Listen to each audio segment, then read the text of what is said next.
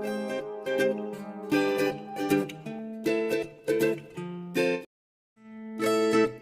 Friends, welcome to మన చందమామ కథలు. ఈరోజు ఒక క్లాసిక్ చందమామ కథతో నేను మీ ముందుకు వచ్చాను. ఈ కథలో మాయలుంటాయి, మంత్రాలుంటాయి, రాజులుంటారు, రాకుమారులుంటారు.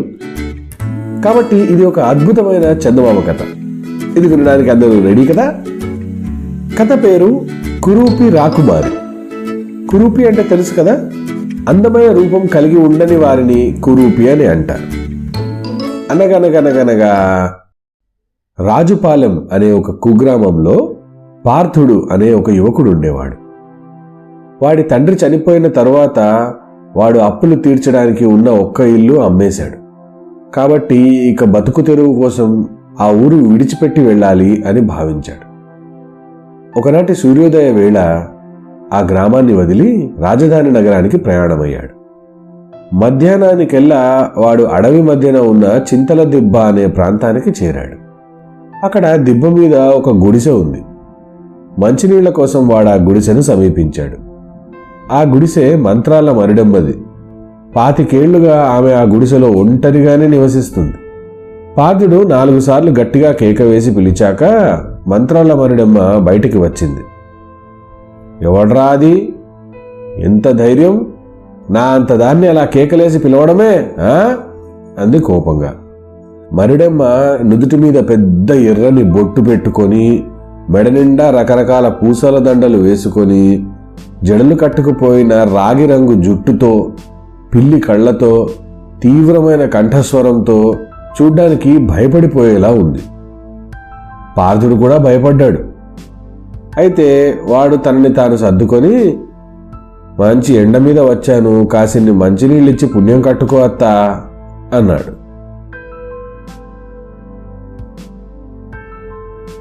అది విన్న మరిడమ్మ, వరుసలు కలిపేవాళ్ళంటే నాకు చచ్చేంత చిరాకు. సరేలే, నీళ్ళేం కర్మ, ఏకంగా కోడి కూర రొట్టెలు తిని కాసేపు నడుము వాల్చి చల్లబడ్డాక వెళ్దూలే గాని అబ్బి, లోపలికి రా అంటూ గుడిసెలోకి ఆప్యాయంగా పిలిచింది. అక్కడ మరిడమ్మ పెద్ద విస్తటిలో వడ్డించిన కోడి కూర రొట్టెలు తింటూ, అద్భుతమైన కూర, అమోఘమైన రొట్టెలు, నిజంగానే నీ చేతిలో ఏదో మంత్రం ఉందత్తా అన్నాడు. ఆ మాటలకు మరిడమ్మ పొంగిపోయింది. సాయంత్రం పార్థుడు నగరానికి బయలుదేరుతుండగా సంగతి తెలుసుకున్న మరిడమ్మ, అక్కడ నీకు తెలిసిన వారెవరైనా ఉన్నారా? నీ దగ్గర డబ్బేమైనా ఉందా అని అడిగింది. రెండిటికీ లేదంటూ తల ఊపాడు పార్థుడు. మరిడమ్మ పెద్దగా నవ్వి, చూడబోతే నువ్వు సత్తకాలపు మనిషిలా ఉన్నావురా, ఆ మాయదారి పట్నంలో నువ్వు నెగ్గుకు రాలేవు అంది. ఏమనాలో తెలియక పార్థుడు మౌనంగా ఊరుకున్నాడు. మరిడమ్మ ఆప్యాయంగా, ఏ మాట కామాటే చెప్పుకోవాలరా అబ్బి, ఏ చక్రవర్తికి లేని కళ ఉంది నీ ముఖంలో, ఆ తలకాయ మీద కిరీటం ఒకటే తక్కువ అంది. రూపమిచ్చిన బ్రహ్మ నుదుటి మీద మంచి రాత రాయలేదత్తా, నన్నేం చేయమంటావు చెప్పు అన్నాడు పార్థుడు. మరిడమ్మ ఒక్క క్షణం ఆలోచిస్తూ, సరే 4 రోజుల పాటు నా దగ్గరుండు, అత్తా అంటూ వరుస కలిపావు కదా, నీ తలరాత నేను సరి చేస్తాను, మన రాజ్యపు రాకుమారిని నీకిచ్చి పెళ్లి చేస్తాను అంది. వేళాకోళం ఆడడానికి నీకెవరూ దొరకలేదా అత్త? నువ్వు ఉండమంటున్నావు గనక అలాగే ఉంటాను, రాజును చేస్తానంటూ ఆశ పెట్టడం అవసరం లేదు అన్నాడు పార్థుడు. మరిడమ్మకు రాకుమారి మీద చాలా అభిమానం. మహారాణి నిండు శూలాలుగా ఉన్నప్పుడు మహారాజుతో కలిసి వనవిహారానికి వచ్చింది. ఆ సాయంత్రం వాళ్ళు తిరిగి వెళుతూ మరిడమ్మ ఉండే చింతల దిబ్బ ప్రాంతానికి వచ్చారు. ఆ సమయంలో ఒక చిరుతపులి చెట్టు మీద నుంచి రాజు రథం మీదికి దూకింది. రాజైతే ఆ చిరుతను చంపాడు గాని రాణి భయంతో కంపించిపోవడంతో పురిటి నొప్పులు ప్రారంభమయ్యాయి. మరిడమ్మ ఆమెను గుడిసెలోకి తీసుకెళ్లి పురుడు పోసింది. కాని రాణికి ఒక కురూపి ఆడపిల్ల జన్మించింది. బిడ్డను కళ్ళ చూడకుండానే రాణి కళ్ళు మూసింది. రాజుగారు ఆ కురూపిని తన బిడ్డగా నలుగురికి చూపించడం ఇష్టం లేక అంతఃపురంలో ఒక రహస్య మందిరంలో ఉంచాడు. బయటి ప్రపంచానికి తనకు బిడ్డ పుట్టిన విషయం కూడా తెలియనివ్వలేదు. ఆ కురూపి రాకుమారి ఇప్పుడు యుక్త వయస్కురాలైంది. రాజుగారికి ఆమె వివాహం ఒక పెద్ద సమస్యగా తయారైంది. పురుడు పోసిన అభిమానంతో మరిడమ్మ అప్పుడప్పుడు రాజభవనానికి వెళ్లి రాకుమారిని పలకరించి వస్తుంటుంది. మర్నాడు తెల్లవారుజామునే మరిడమ్మ పంజరంలో ఒక రామచిలుకను తీసుకొని రాజుగారి దగ్గరకు వెళ్ళింది. రాజు ఆమెను చూసి, ఏ మరిడమ్మ, చిలుకను తెచ్చావే అని అడిగాడు.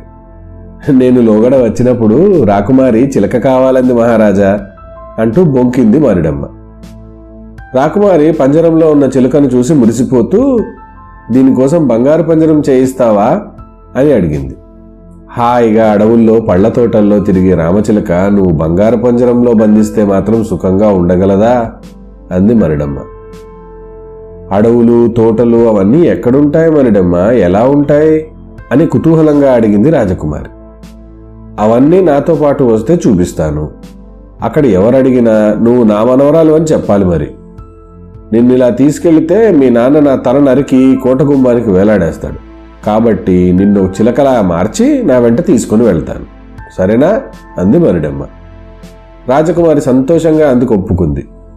మరిడమ్మ ఏదో మంత్రం చదవగానే రాజకుమారి కాస్త చిలకలా మారిపోయింది.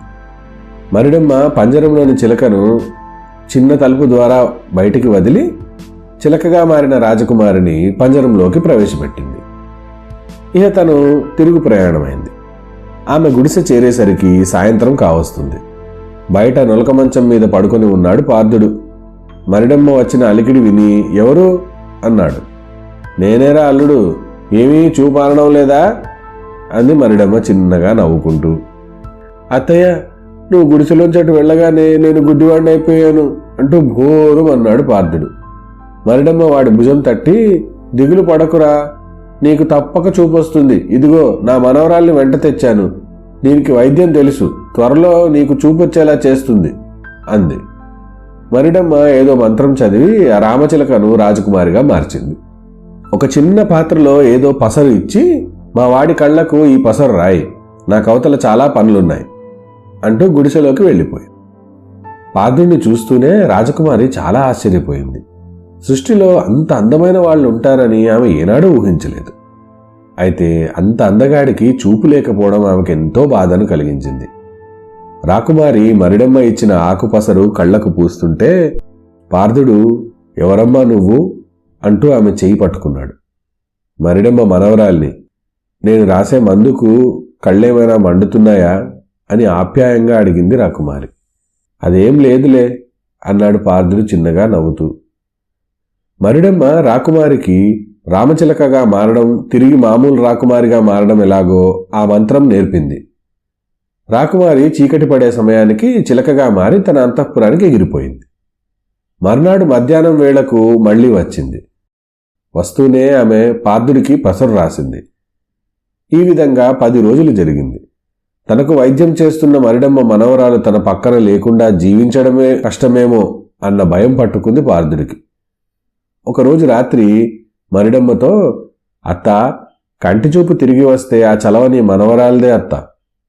ఆమెకు అభ్యంతరం లేకపోతే నేను తనని పెళ్లి చేసుకుంటాను అన్నాడు. అదేమిట్రా అబ్బి, నీకు రాకుమారితో పెళ్లి జరిపించాలన్నాను కదా అన్నది మరిడమ్మ. నాకే రాకుమారి అవసరం లేదత్తా, పెళ్ళంటూ చేసుకుంటే నీ మనవరాలనే చేసుకుంటాను అంటూ పార్థుడు చాలా పట్టుదలగా చెప్పాడు. మర్నాడు వచ్చిన రాకుమారితో మరిడమ్మ పార్థుడు చెప్పిన మాటలు చెప్పింది. అంతటి అందగాడికి నేను తగునా అవ్వా అన్నది రాకుమారి తల వంచుకొని. మా వాడికి చూపు రాదనే కదా నీ భయం అంది మరిడమ్మ. అందుకు రాకుమారి కంగారు పడి, అదేం మాట అవ్వా, ఆయనకు చూపు లేకపోయినా నాకుంది కదా అంది. మరిడమ్మ సంతోషంగా, ఇద్దరికీ ఒకరి మీద ఒకరంటే ఎంత ఇష్టమున్నప్పుడు ఇంకా దాగుడు మూతలెందుకే, రాజ్యం కోసం కాక నిన్నుగా ఇష్టపడేవాడికిచ్చి నీ పెళ్లి జరిపించాలని మీ నాన్నగారి ఆశ. ఇక పార్థుడికి కళ్ళు కనిపిస్తాయిలే అంది. రాకుమారి ఆనందంగా తన భవనానికి వెళ్ళిపోయింది. మర్నాడు తిరిగి ఆమె వచ్చేసరికి మరిడమ్మ పార్థుడితో, అల్లుడు, నా మనవరాలు వచ్చింది, పెళ్లి ముహూర్తం కూడా పెట్టేశాను, ఈసారి నీ కాబోయే భార్యను చూడరా అంటూ ఒక మంత్రం చదివి పార్థుడి కళ్ళను తాకింది. పార్థుడు కళ్ళు తెరిచి, ఆహా, నాకు చూపొచ్చింది అంటూ మరిడమ్మ పక్కనే ఉన్న కురూపి రాకుమారిని చూసి చప్పున తలదించుకున్నాడు. నా మనవరాలి రూపం నీకు నచ్చలేదారా అని అడిగింది మరిడమ్మ. నీ మనవరాలంటే నాకు పంచప్రాణాలత్త, అయితే ఆమె వికార రూపం అంటూ నసిగాడు పార్థుడు. మరిడమ్మ ఒక చిన్న అద్దం తెచ్చుకొని పార్థుడికి ఇచ్చింది. పార్థుడు అందులో తన ముఖం చూసుకొని భయంతో కెవ్వుమని అరిచాడు. వాడి రూపం కూడా వికృతంగా మారిపోయింది. అల్లుడు, ఇప్పుడు చెప్పు, నా మనవరాలు నీకు తగిన జోడియా కాదా అంటూ నవ్వింది మరిడమ్మ. పార్థుడు తల వంచుకొని కొద్దిసేపు ఆలోచించి, అత్త, నాలో ఉన్న మూర్ఖత్వాన్ని పారదోలేవు. ఈ పెళ్లి నేను మనస్ఫూర్తిగా చేసుకుంటాను అంటూ మరిడమ్మ అందించిన బంతిపూల దండను కురూపి రాకుమారి మెడలో వేశాడు. ఆశ్చర్యం! ఆ మరుక్షణం కురూపి రాకుమారి బంగారు దేహఛాయతో అతిలోక సుందరిగా మారిపోయింది. ఆ క్షణమే పార్థుడికి కూడా తన పూర్వరూపం వచ్చేసింది.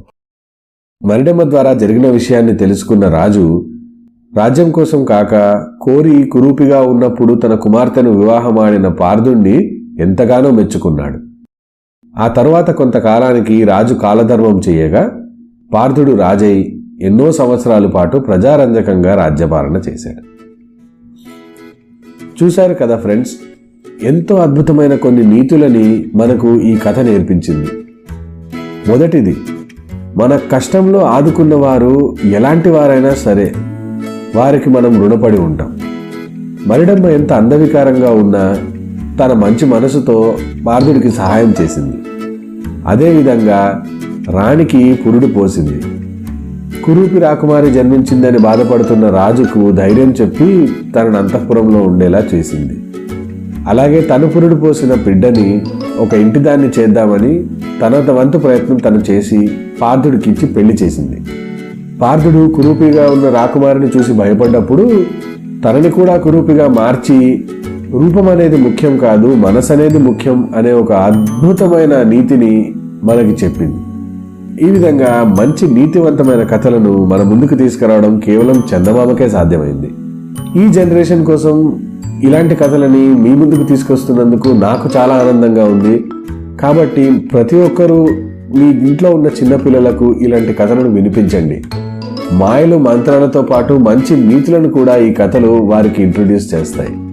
వారి జీవితాంతం గుర్తుండిపోయే కథలతో పాటు వారి జీవితాంతం గుర్తుంచుకోవలసినటువంటి నీతులను కూడా ఈ కథలు అద్భుతంగా వారికి చెప్తాయి. సో ఈ కథ కనుక మీకు నచ్చినట్లయితే తప్పకుండా దీన్ని లైక్ చేయండి, మీ ఫ్రెండ్స్ అందరితో షేర్ చేయండి. మన చందమామ ఛానల్ని సబ్స్క్రైబ్ చేయడం మాత్రం మర్చిపోవద్దు. ఆ పక్కనున్న బెల్ ఐకాన్ని నొక్కండి. దాంతో కొత్త కథల నోటిఫికేషన్స్ అన్నీ మీ యూట్యూబ్ ఛానల్కి వచ్చి చేరుతాయి. వచ్చే వారం మరొక అద్భుతమైన కథతో మళ్ళీ మీ ముందుకు వస్తాను. అంతవరకు సెలవు. బాయ్.